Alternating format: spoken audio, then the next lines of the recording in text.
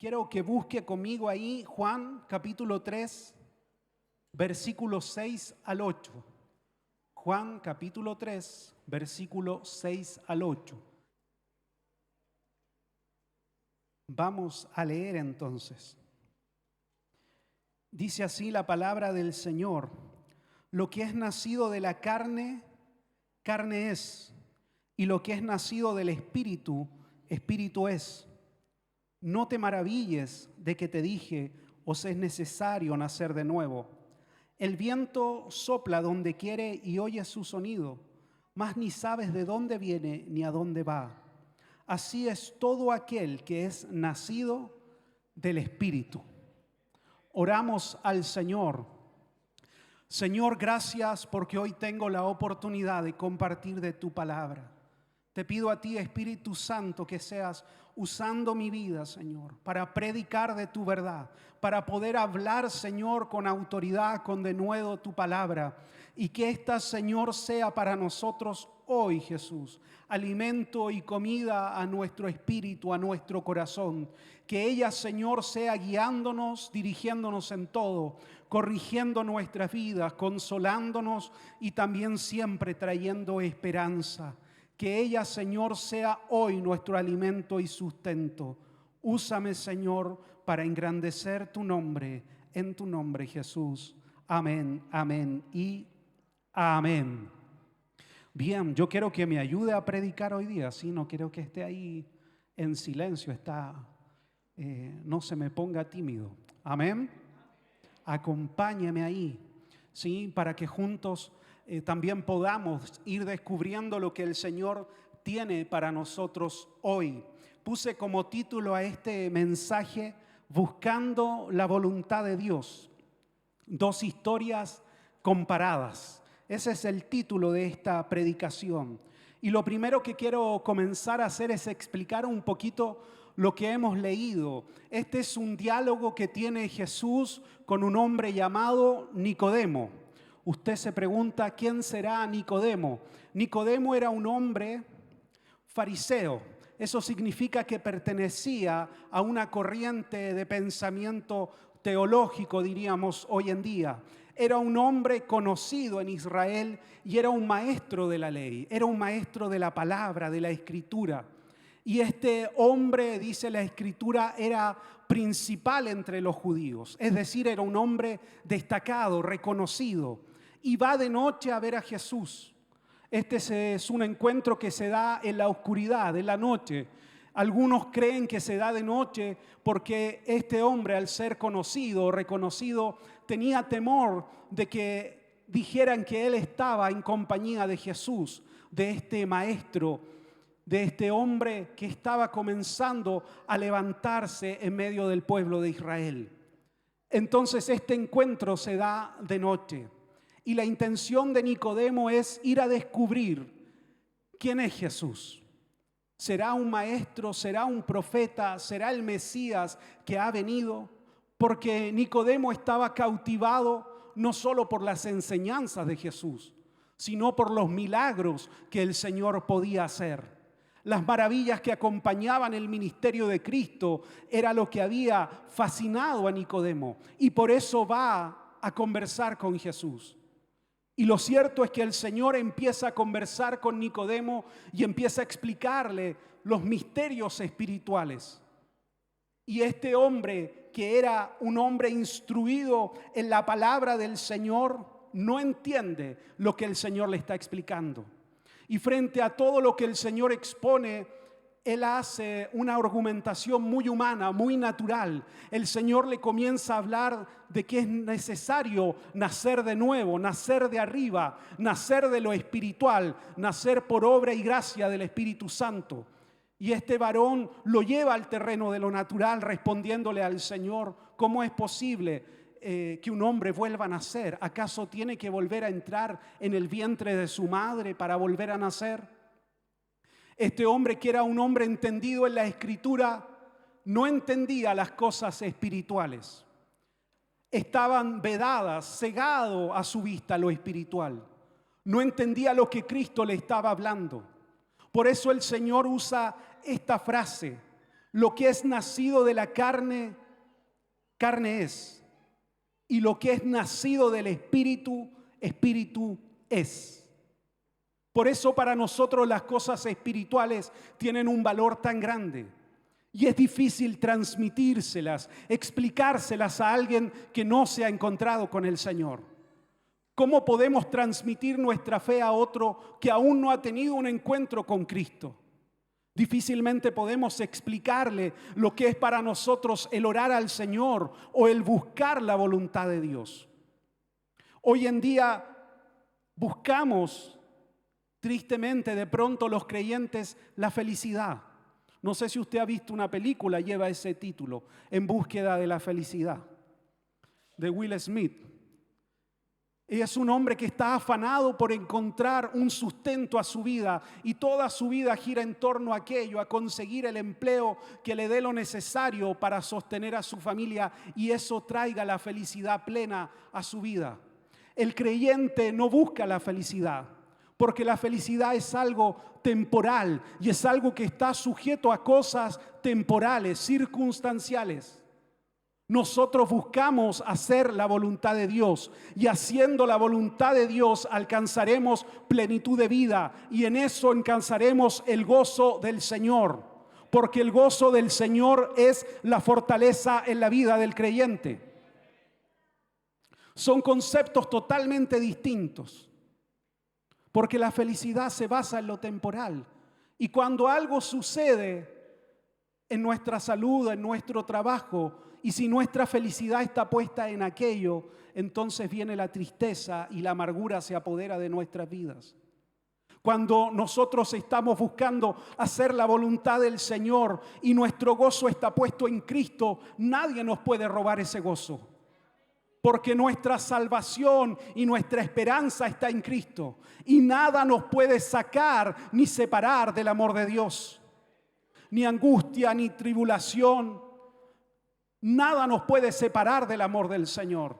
Por lo tanto, lo que debemos de procurar es que el gozo del Señor sea lo que domine nuestra vida.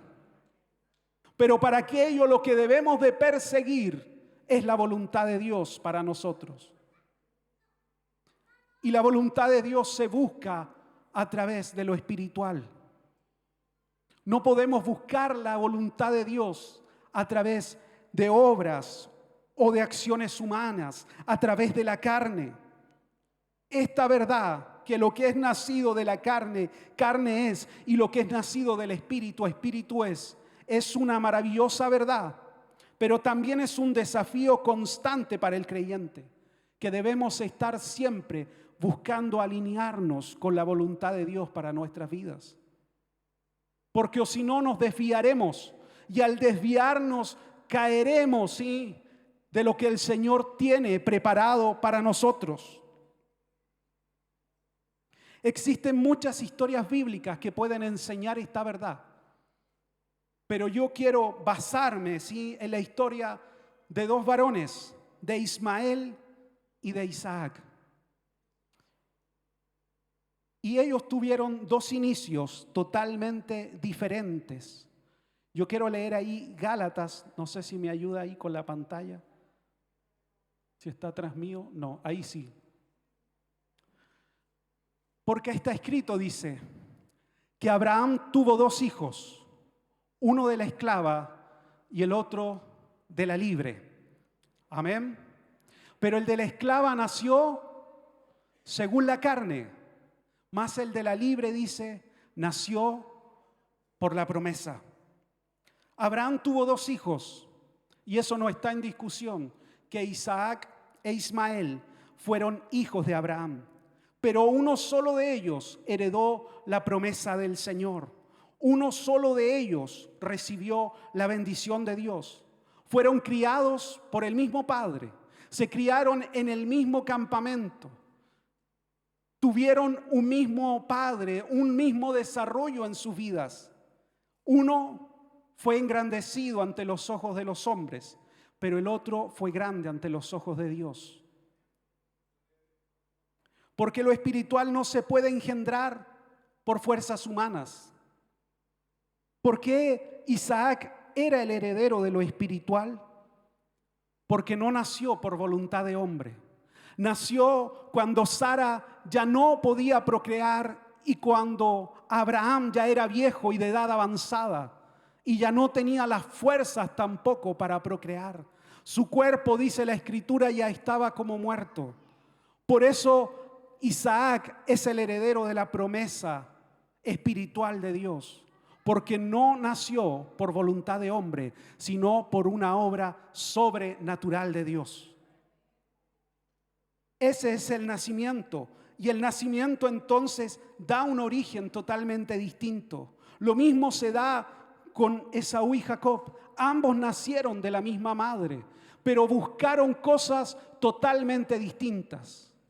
Uno buscó lo temporal y el otro buscó el favor eterno de Dios sobre su vida. ¿Qué es lo que ha de buscar el creyente? El favor de Dios sobre su vida. ¿Qué es lo que debemos de buscar? Hacer constantemente la voluntad de Dios. Podemos estar juntos en la misma iglesia. Podemos asistir a los mismos cultos. Podemos tomar los mismos cursos bíblicos o discipulados. Incluso servir en un mismo ministerio. Y uno solo entender la profundidad de lo que es el evangelio y el otro ignorar por completo lo que es el evangelio en su profundidad. Podemos estar juntos, pero estar buscando cosas totalmente distintas. Por eso el creyente siempre debe de examinar su corazón. Si está buscando verdaderamente hacer la voluntad de Dios en su vida. Cristo dijo que estarán dos juntos durmiendo en una cama y uno será tomado y el otro será dejado. Podemos buscar y ser diligentes incluso en servir, en involucrarnos en la iglesia, en prestar un servicio al Señor, pero hacerlo por agradar humanamente a Dios y no entender que todo lo que hacemos es porque amamos a Dios y porque su gracia se ha revelado sobre nuestras vidas. Son dos enfoques totalmente distintos, dos maneras totalmente diferentes de ver lo que es el evangelio. Y un creyente debe de ver el evangelio entendiendo que todo lo que es y que todo lo que puede alcanzar es solo por la gracia de Dios en su vida. Señor, ten misericordia de nosotros, puse aquí, y abre nuestros ojos, abre nuestro entendimiento para que podamos ver las cosas espirituales y seamos hombres y mujeres con respuestas espirituales cuando estemos enfrentando realidades naturales.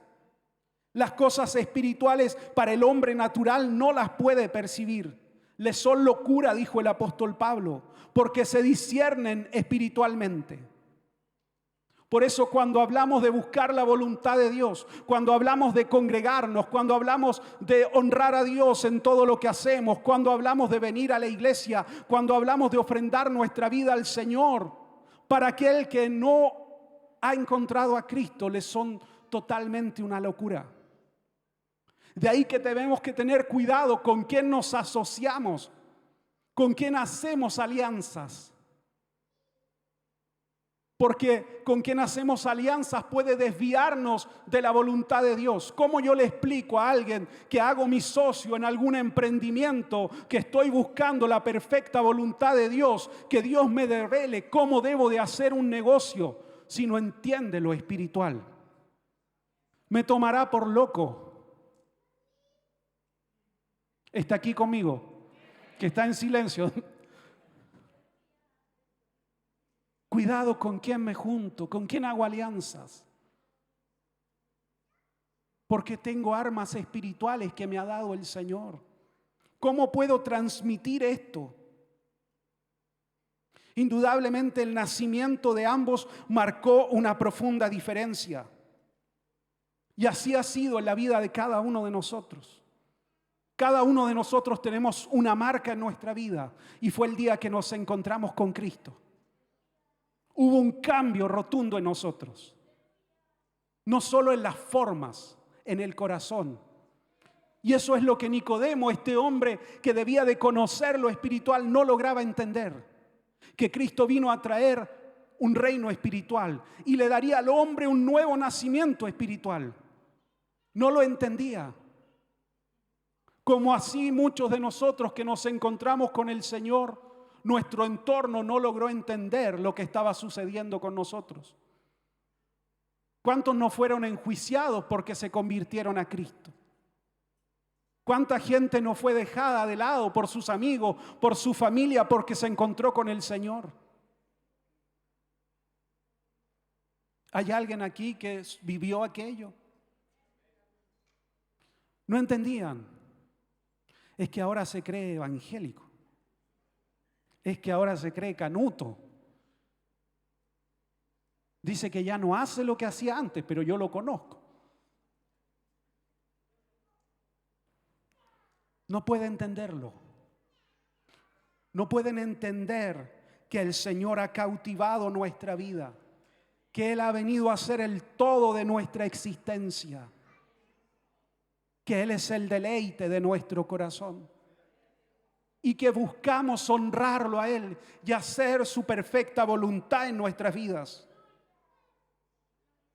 Como Nicodemo no lo entendía, él se sentía seguro en la ley, se sentía seguro cumpliendo con los ritos, entendiendo que por descender de Abraham era salvo, solo por sangre, por linaje, y que si cumplía todo lo que la ley demandaba y era celoso en eso, alcanzaría vida eterna. No entendía que el Señor no buscaba las formas, buscaba el corazón del hombre. No le importaba la apariencia de piedad, sino que verdaderamente su corazón fuera circuncidado, que verdaderamente su corazón amara con todo a Dios. Y esa es una diferencia absoluta. La pregunta entonces es, ¿estoy viviendo como Jacob y busco el favor de Dios, la voluntad de Dios en mi vida? ¿O estoy viviendo como Esaú buscando solo cosas temporales? Como he iniciado algo, sin duda marcará su desarrollo y también su conclusión, pero siempre estoy a tiempo de volver e involucrar a Dios en lo que estoy haciendo. Siempre estamos a tiempo de que Dios sea parte de todo lo que queremos desarrollar. A veces iniciamos cosas en lo humano, en nuestras fuerzas, y cuando estamos agotados, cansados, entonces nos acordamos del Señor. No lleguemos a aquello para hacer del Señor nuestra fortaleza. Siempre estamos a tiempo de volver y hacer que el Señor sea parte plena de lo que estamos desarrollando. Dos inicios distintos, por ende dos formas de vida o dos formas de historia se desarrollaron de forma totalmente diferente. Quiero ahí leer Romanos 9, si me ayuda ahí. Ni por ser descendiente de Abraham son todos hijos, sino en Isaac te será llamada descendencia.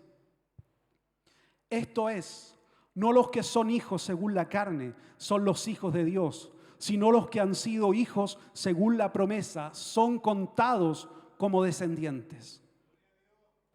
Porque la palabra de la promesa es esta: por este tiempo vendré y Sara tendrá un hijo. Ambos hijos nacieron de forma distinta y se desarrollaron su vida totalmente diferente. Ismael fue un hombre de guerra, fue un hombre fiero, fue un hombre grande ante los ojos de los demás. Quizás tenía la estatura, la forma de su padre Abraham, pero nunca persiguió lo espiritual para su vida. Prontamente Ismael se casa con una mujer egipcia, apartándose, alejándose absolutamente de la descendencia que Dios quería para su pueblo. Isaac, por el contrario, siendo un adolescente, se ofrece al Señor como un sacrificio vivo, cuando su padre tiene que obedecer a Dios y llevarlo ante el altar como un holocausto para el Señor. Él no rehuye de aquello, él obedece a su padre porque confía en que el Dios de su padre también es su Dios y que tendrá misericordia de su vida. Isaac se casa con una mujer temerosa de Dios para buscar que la descendencia y la promesa de Dios continuara desarrollándose sobre su vida. ¿Qué vidas tan diferentes podemos llevar si nuestro corazón busca a Dios y su justicia? ¿O solo buscamos las cosas temporales? Cómo se va desarrollando nuestra vida, indudablemente irá demostrando dónde está puesta nuestra confianza, qué es lo que nos cautiva, dónde está puesta nuestra fe, dónde está nuestro tesoro. Para aquel que no entiende lo espiritual, todo lo espiritual es un peso, es un desgaste, es algo tedioso, es algo que le cuesta hacer, realizar. Todo lo espiritual es un esfuerzo, porque su corazón no se deleita en aquello. Y eso me debe de a mí siempre llevar a analizar si estoy amando y sirviendo al Señor con gozo, o todo lo espiritual me está pesando, me es un estorbo, me es una carga. Entonces debo de analizar dónde está puesto mi corazón. Porque si amo al Señor, servir a Dios será un gozo, será un privilegio, será una honra, será un honor. Servir a Dios será el mayor gozo que pueda tener mi vida, y el mayor honor será predicar a Cristo. Y venir a su casa no será algo que me pesa. Al contrario, lo haré con gozo, con alegría. Como dijo el salmista, entraré por sus puertas con acción de gracia, con acción de alabanza, y vendré dispuesto a adorar al Señor. Y no seré un espectador de lo espiritual. Al contrario, me involucraré en lo espiritual, porque es lo que estoy persiguiendo. Estoy persiguiendo lo eterno, lo espiritual. Y eso es lo que mueve mi vida.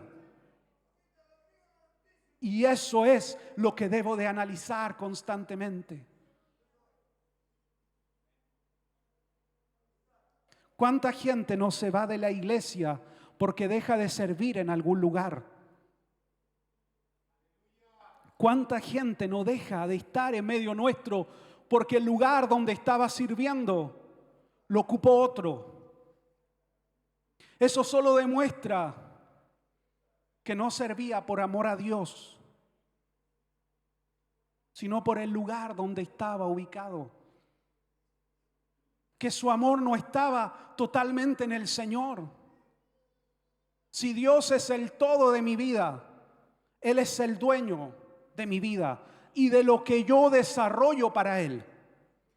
Y si Él en algún tiempo no quiere que yo me desarrolle en un área específica, bienvenido sea. Él es el dueño de la obra y yo soy su siervo. Entonces me apartaré y lo haré con gozo, con alegría, esperando el tiempo en que Él me vuelva a ubicar en otro lado, en otro lugar dentro del cuerpo de Cristo. Porque eso no es lo que me deleita, no es lo que me cautiva, no es lo que llena mi corazón. Lo que llena mi corazón es amar a Dios, y mi servicio solo es un reflejo de aquello. Amén. Las decisiones espirituales irán marcando nuestra vida. Dos orígenes distintos, dos vidas totalmente diferentes. Uno fue hijo de una esclava, fue libre posteriormente, pero nunca conoció la verdadera libertad. No porque era hijo de una esclava, sino porque su corazón siempre estuvo preso de lo temporal. Siempre que nuestro corazón esté apresado, cautivo por lo temporal, por lo humano, por lo natural, estaremos prisioneros, porque nos desgastamos por aquello. Y una vez que alcanzamos algo en lo natural, ahí está todas nuestras fuerzas ahora por mantenerlo. Y hay un temor constante a perder lo que hemos alcanzado, a perder la posición social que hemos alcanzado, a perder el negocio que con nuestras manos hemos construido. No descansamos porque estamos esclavos de aquello. Isaac nació de una mujer libre, pero no fue libre por aquello, sino porque descansó en Dios. Porque en Dios encontró su descanso. porque entendió que Dios era el que le daría toda gracia y favor, que Él cuidaría de su vida, que Él sustentaría su vida a diario. Su afán no estaba en lo temporal, sino en lo eterno. Qué distinto es vivir confiando en Dios que en nuestras propias fuerzas. Dice que Dios a sus amados da el sueño y el descanso. Usted ve las noticias como yo, hay una crisis de salud mental. La gente no encuentra paz, no encuentra descanso. Dios a sus amados da el descanso. Él es el que guarda. Si Dios no guarda la ciudad, dice, en vano vela la guardia. ¿De qué nos sirve afanarnos? Es Dios el que cuida de nosotros. Es Dios el que cuida de nosotros.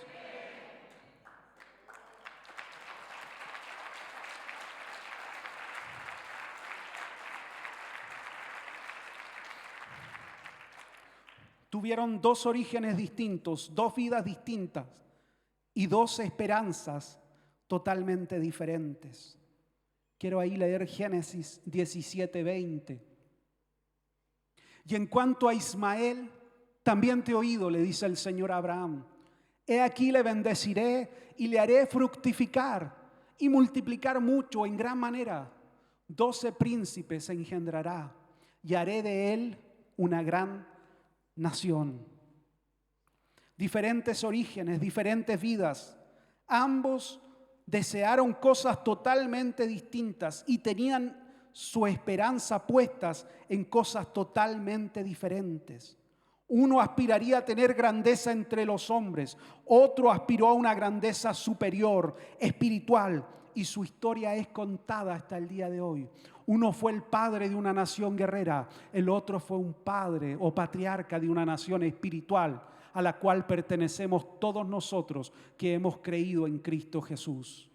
Uno tuvo una descendencia que es incontable. Así le dijo el Señor a Abraham. Y esa promesa recae en Isaac. Así será tu descendencia, como las estrellas del cielo, como la arena del mar. Nadie la puede contar.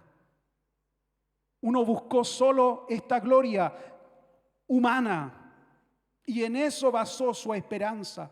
Tuvo su recompensa aquí en la tierra. El otro tuvo su recompensa en los cielos, en lo eterno. Vio su futuro rodeado de la gracia de Dios. Acumuló tesoros en los cielos. Y eso es lo que debe de hacer el creyente. Debemos de acumular tesoros en los cielos, en lo eterno, donde nadie lo puede robar, donde nada lo puede corromper. Ahí está mi herencia, segura en Cristo. Mi herencia está en el Señor. Y nada lo puede robar y nada lo puede corromper. Estaré con el Señor en los cielos. Si permanezco fiel al Señor, estaré con Cristo en los cielos y disfrutaré de estar en la presencia del Señor y trabajaré para lo eterno y me desgastaré para lo eterno. No en lo temporal. En aquello no puede estar el deleite del corazón del creyente. Isaac vivió confiado en sus días, vivió confiado en la esperanza que tenía en Dios. Abrió los pozos de su padre Abraham, los pozos que Abraham había abierto en sus días. Y hubo una contienda, dice la Escritura, entre los pastores de Isaac. Y vinieron y se apoderaron del pozo que había vuelto a abrir. E Isaac no entró en esta disputa, sino que cedió a aquel pozo y buscó otro lugar donde abrir un nuevo pozo de aguas vivas. Si hay algo valioso en el desierto es el agua. Si hay algo precioso que puede haber en el desierto es el agua. Isaac estuvo dispuesto a renunciar a aquel pozo porque entendía que la bendición no estaba en el pozo. La bendición venía de parte de Dios. Él es el dador de toda bendición. No entró en una disputa humana. dejó aquello al Señor. Si hubiera sido Ismael, probablemente hubiera comenzado una disputa que hubiera traído dolor, consecuencia, muerte, porque ese era su carácter. Pero Isaac tuvo una respuesta espiritual a un conflicto natural. No voy a seguir en esta pelea, me voy a hacer a un lado. Porque si Dios le dio este pozo a mi padre, me dará un pozo también a mí. Porque el Dios de mi padre, Abraham, es el mismo Dios que yo sirvo. Y el Dios que bendijo a mi padre, me ha de bendecir a mí. Y el Dios que me bendijo ayer, me ha de bendecir hoy. Si estoy hoy en escasez, si hay algo que ha sucedido en mi vida, el Señor me dará otro pozo de bendición. Porque no es el lugar, no es el trabajo, no es el hombre, no es el emprendimiento, no es la carrera. Es Dios el dador de toda gracia y de todo favor.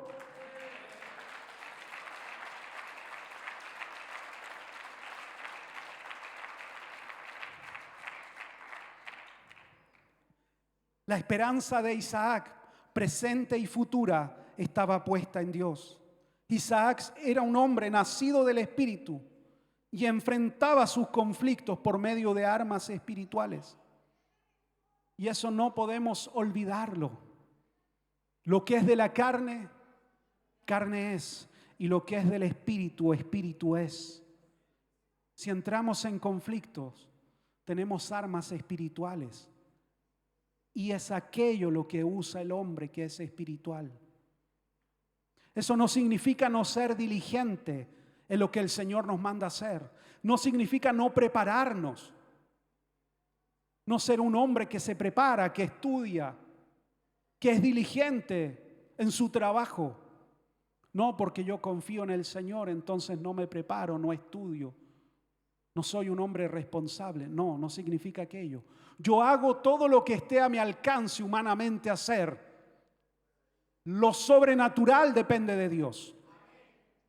Yo hago todo lo humano, voy, busco.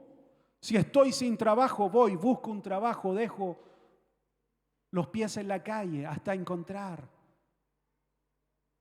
Hasta ahí llego yo.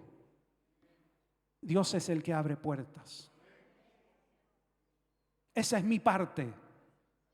Y hay otra parte que la hace el Señor. Él es el que abrirá puertas a favor de nuestras vidas. No tomó venganza por mano propia. Dejó lugar al obrar de Dios. No fue como Esaú, que persiguió a su hermano Jacob y trató de hacer justicia por propia mano, sino que dejó lugar al obrar de Dios en su vida. No entremos en conflictos que solo van a traer amarguras a nuestra vida. Dejemos lugar a la obra de Dios en nosotros. Demos espacio a Dios para que Él obre, para que Él ordene. Si estamos entrando en conflictos, a veces hay disputas dentro de la casa, dentro de la familia, tan profunda que llegan a separarlos y nunca más se vuelven a hablar. Dejemos lugar al Señor, que Él haga justicia, que Él tome nuestra causa. Cuando nuestra esperanza está puesta en Dios, esto leuda toda nuestra vida. Esto viene a cambiar todos nuestros pensamientos y viene a traernos paz y tranquilidad al mirar al futuro. Jesús dijo que un poco de levadura leuda toda la masa. Y este es un principio espiritual. Cuando la esperanza de Dios entra en nuestro corazón, comienza a transformar todo nuestro pensamiento, todo nuestro accionar. Nosotros actuamos de acuerdo a lo que creemos, de acuerdo a lo que pensamos. Cuando la esperanza de Dios entra en nuestro corazón, eso comienza a cambiar nuestra conducta. Empezamos a buscar lo eterno de Dios. Y quizás para otros es locura.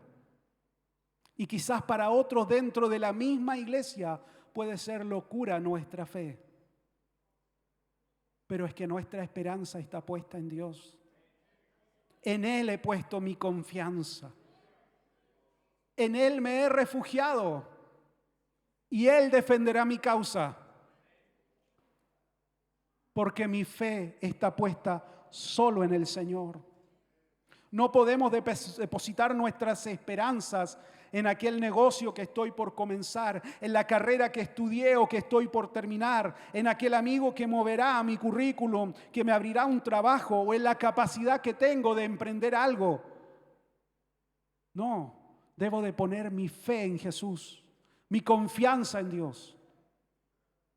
Mi papá me contó una historia hace muchos años atrás, cuando él trabajaba en lo secular. Y dice que fue a trabajar con un turco que vendía telas.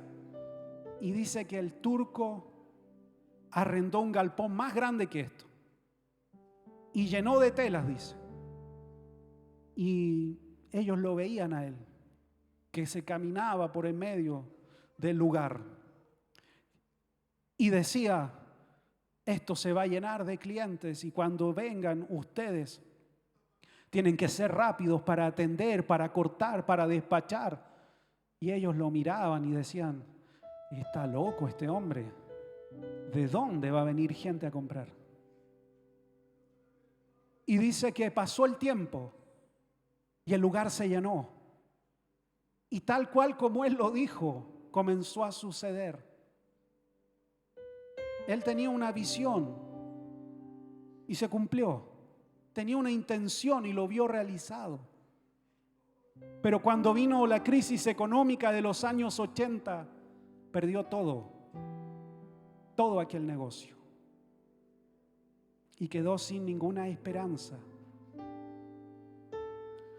Entonces me dijo, yo aprendí algo.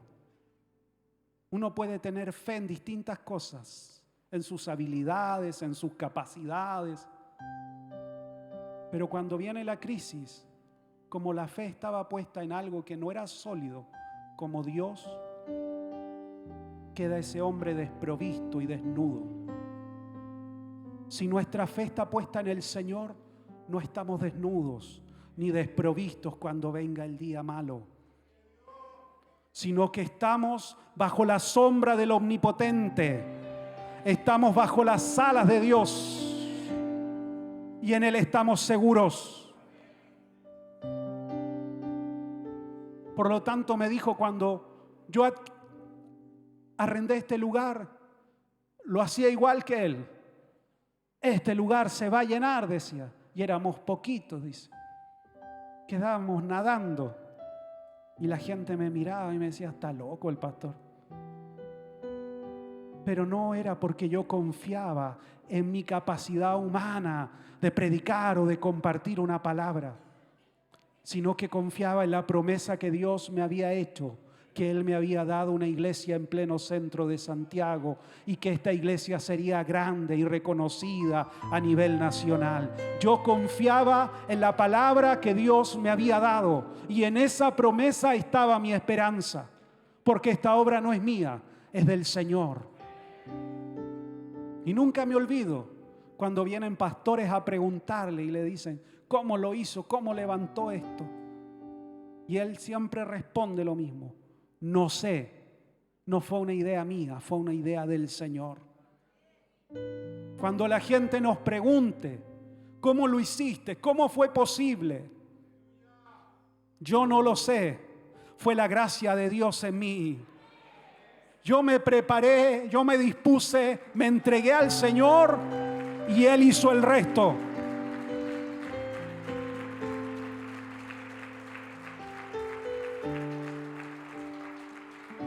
Él derramó gracia. Él multiplicó lo poquito que yo tenía. Él abrió esa puerta que yo no podía abrir. El favor de Dios fue el que me siguió. Y un día me alcanzó solo por amor y misericordia. Cuando la gente nos vea al paso de los años, entenderá que pusimos en Dios nuestra esperanza, que Cristo ganó toda bendición espiritual y que en una sola cosa nos podemos gloriar, y esa es la cruz de Cristo. En nada más nos gloriamos, En nada más el creyente se gloría, sino que en la cruz del Señor. Él fue el que ganó toda bendición para mí. Él hizo todo posible para mí. Él me dio una nueva identidad, una nueva dignidad. Él me dio un propósito eterno. Cambió el destino de mi vida. Había escrito para mí un destino de muerte y Él lo cambió en vida y vida en abundancia. ¿A dónde iba tu vida antes de encontrarte con el Señor? ¿Dónde estarías hoy si Cristo no hubiera salido a tu encuentro? Por lo tanto, la gloria es del Señor. No es nuestra, es de Él. Pasarán los años y verán en tu vida la bendición de Dios. Y dirán verdaderamente, este es un hijo de Dios. Dios fue la esperanza de su vida. Hemos visto la bendición de Dios en él y en su descendencia. Podemos ver que verdaderamente el bien y la misericordia lo han seguido en su caminar. Eso enseña la Escritura. El bien y la misericordia me seguirán todos los días de mi vida. Puse acá, Señor, que mi historia tenga el mejor final que puede tener, que es que fui fiel y siempre te amé con todas mis fuerzas. Haz de mí un hombre del Espíritu, un hombre de Dios. Dame las fuerzas para mantenerme firme en la esperanza de gloria que tú tienes para mi vida. Solo a ti toda gloria, toda honra y toda alabanza.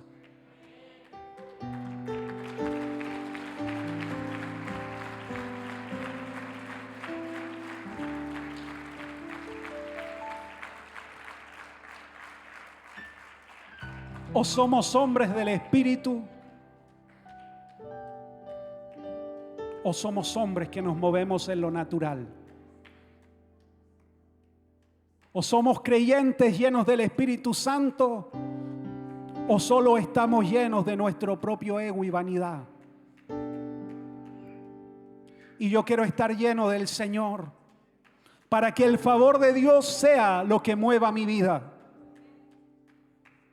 ¿Qué es lo que está llenando nuestro corazón?